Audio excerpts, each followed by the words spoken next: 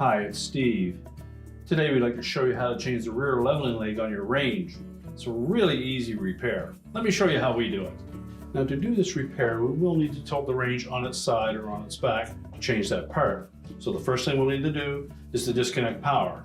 Once we've done that, we'll pull the range out far enough that we can tilt it on its side or have somebody support it while you change the part.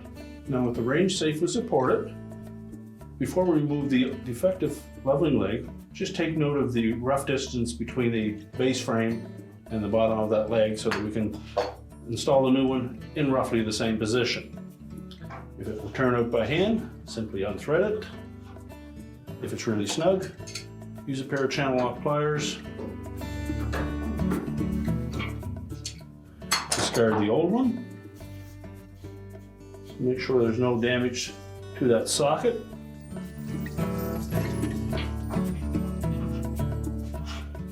And carefully thread the new one into position.